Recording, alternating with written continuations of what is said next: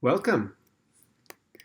In this edition of the APUSH Dig, we will be examining two big topics in U.S. history simultaneously. We want to understand what is significant in the period historians refer to as the Age of Jefferson, or the U.S. from 1800 to around 1828. It begins as a time of bitter political partisanship until one party, the Jeffersonian Republicans, clearly defeat the Federalists, whose membership declines to zero by the 1820s, leaving only the Democratic Republicans in power. Plus, we also want to consider the idea of sectionalism, or the belief that as the United States grew as a nation, its different geographic regions, north, south, and west, all grew so differently that rather than being one unified nation, some considered the U.S. to be built of three different nations. The Age of Jefferson begins, of course, with the presidency of Thomas Jefferson, and it continues with the subsequent two Jeffersonian presidents, James Madison and James Monroe. All three were Democratic-Republican wealthy planters from Virginia. In his presidency, Jefferson tried to instill his Republican ideas and virtues into the federal government. He eliminated almost all taxes, except for the tariff.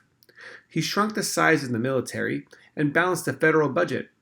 Interestingly enough, Jefferson did not dismantle the Hamiltonian National Bank. Jefferson continued the Washingtonian principle of neutrality in the seemingly perpetual conflict between Britain and France. But what we remember most about the Jefferson presidency was his purchase of the Louisiana Territory from France, which doubled the size of the United States. The Constitution itself makes no provision for the president to purchase land from another nation, so Jefferson had to put his strict interpretation of the Constitution on pause in order to pursue his Republican vision for the United States to be a nation of farmers that stretched from the Atlantic to the Pacific Oceans. Federalists did not approve of the Louisiana Purchase. They knew that with the nation's expansion westward, the Federalist center of power in the cities of Northeast would be drowned by the enlarging nation, which would move itself economically and politically further and further away from Boston. To the Republicans, though, the Louisiana Purchase was their greatest dream come true, the seemingly endless territory available to settle, which of course would require the removal of native peoples and would open up America's deepest cut. Would slavery be allowed to expand indefinitely too? In this Jeffersonian period, the Republicans may have controlled the federal and state legislatures, but Federalists remained entrenched in the Supreme Court, led by Chief Justice John Marshall. Through a series of significant early rulings, the Supreme Court not only granted itself its most important duty, judicial review, the ability to declare an act of President or Congress unconstitutional, but also cemented the supremacy of the federal government over the interests of individual states.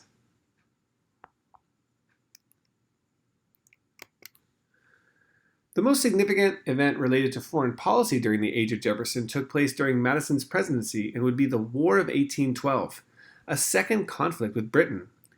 There were three main causes that impelled Madison to abandon Washington's principle of isolation from the conflicts of Europe and to be the first president to ask Congress to officially declare war.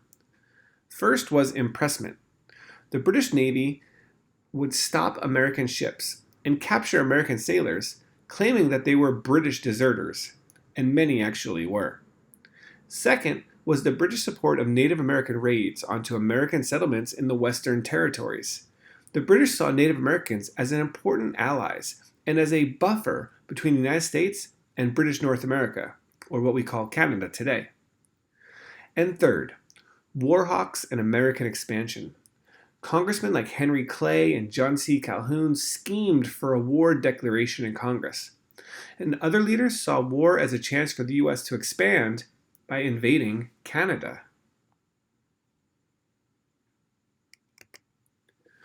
The War of 1812 shows the absolute insanity of war.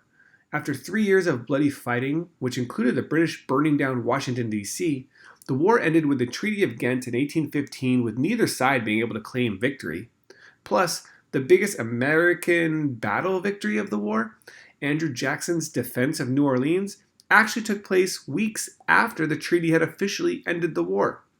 Still, looking back, we can see some important consequences that arose out of the War of 1812. The Federalists never supported waging war with Britain, Federalists saw Britain as being the U.S.'s greatest economic partner. War would not be good for business. They held a convention in Hartford, Connecticut. Republicans charged that the Federalists were plotting to secede from the U.S., which was highly inaccurate. The Federalist Party gets denounced for these rumors of secessionist ideas and eventually disappears completely. No politician wanted to be associated with the term Federalist anymore. This leads to what's called the Era of Good Feelings, or rule by the Democratic Republicans for the next 2 decades. Abandoned by the British, Native Americans were forced to surrender land to white settlement. Because of the British naval blockade, which limited European goods being imported into the United States, more U.S. mills and early factories were built. War heroes like General Andrew Jackson and General William Henry Harrison will become the next generation of political leaders. Both become presidents. Nationalist feelings grew, as did the belief that the future of the United States lay westward. Beyond the Louisiana Purchase and the War of 1812, a few other foreign policy developments of note would be the normalization of relations and boundaries between the U.S. and Canada, the invasion of Spanish Florida by General Andrew Jackson and Spain's subsequent ceding of the territory to the United States, and finally the Monroe Doctrine, proclaimed by the 5th President James Monroe. The Monroe Doctrine asserted that the U.S. would not tolerate any further European colonization in the Americas, a position that will lead subsequent U.S. leaders to view the Western Hemisphere in total being the quote-unquote backyard of the United States.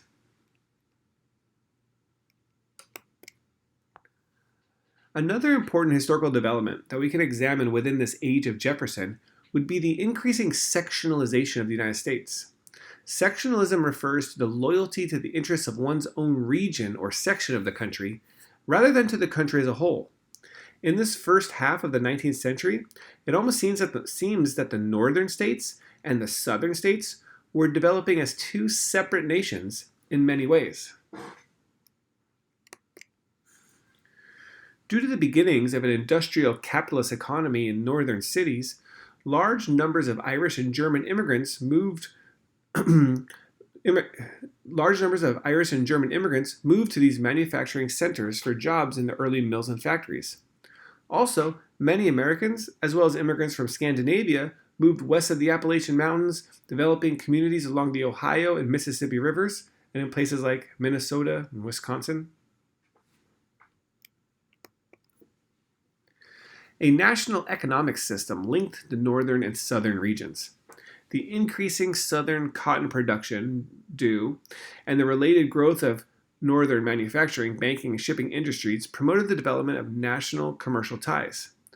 Cotton produced by enslaved labor in the South would be shipped to the North to be processed into finished goods in factories, employing men, women, and children who were paid under the new wage labor system.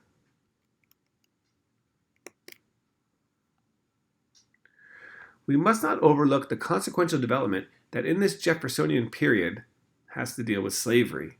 Slavery was expanding in location and in numbers.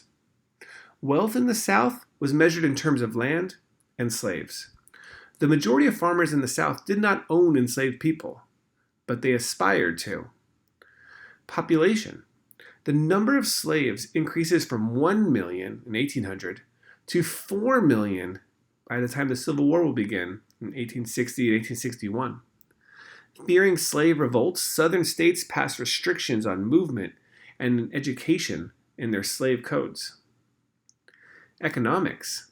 By 1860, the value of a slave could reach $2,000 or $44,000 today.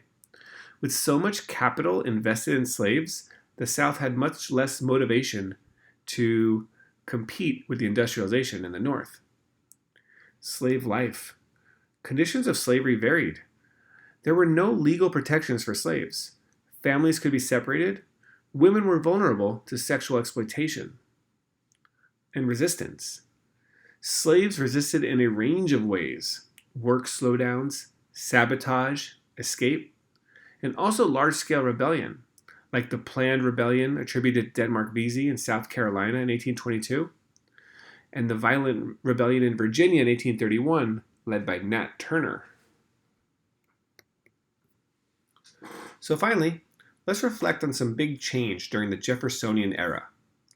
Nationalist patriotic feelings rise after the War of 1812. That's where the Star-Spangled Banner is written, and the image of Uncle Sam is first credited. But during this time of patriotic nationalism, we also see sectional loyalties become cemented. People identifying as a Northerner or as a Southerner. And this won't go away. The Federalist Party falls out of favor, which leaves only the Democratic Republicans in power. Eventually, the Republicans do split into rival groups, and a new political party will emerge in the 1830s.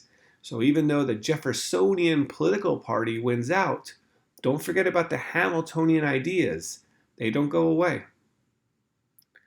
And finally, the emergence of industry and wage labor in the North both contrasts with the enslaved labor in the agricultural South, as well as create a system where each region became economically dependent on the other. Cotton produced by enslaved labor in the South to be shipped to the factories in the North to be turned into finished products to be sold back to people in the North and people in the South. See you next time.